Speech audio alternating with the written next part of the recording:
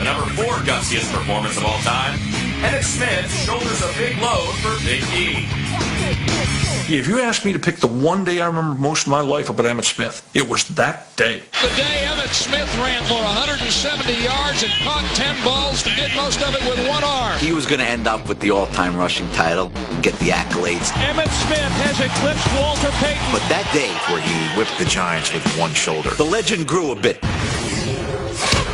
In 1993, Emmitt Smith and the Cowboys were trying to defend their Super Bowl title, and the regular season finale was a game they desperately needed to win. At stake here is a first-round bye and the number 1 seed. Good luck to you. Whoever wins this game has got a lot clearer path to the Super Bowl than the team that loses.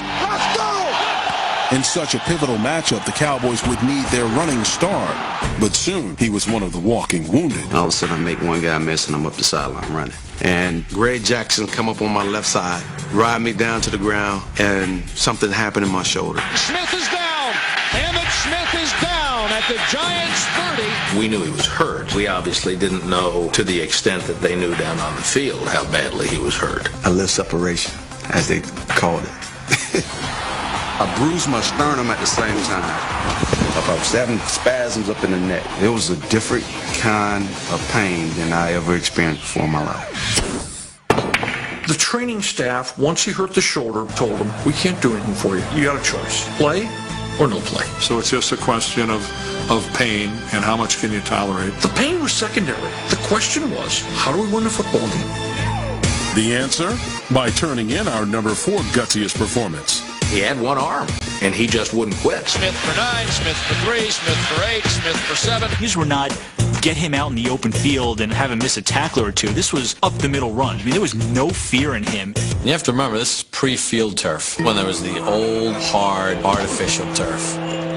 Thing was like cement. And every time I got hit, you could hear that in my chest. That's what it sounded like.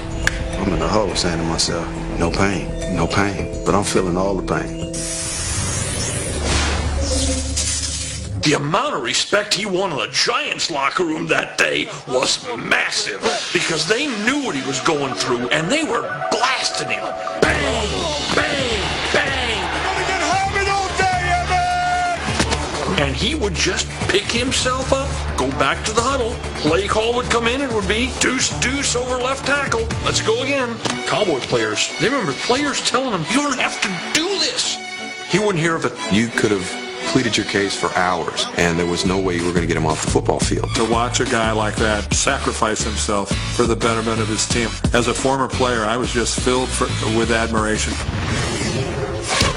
He goes out, rushes for 168 yards, totals 229 yards. He was the Cowboy attack that day. Everybody was inspired by it. Cowboys win! They get home field advantage, they get a bye, and it sparked a Super Bowl run for them. 2 in a row. How sweet it is.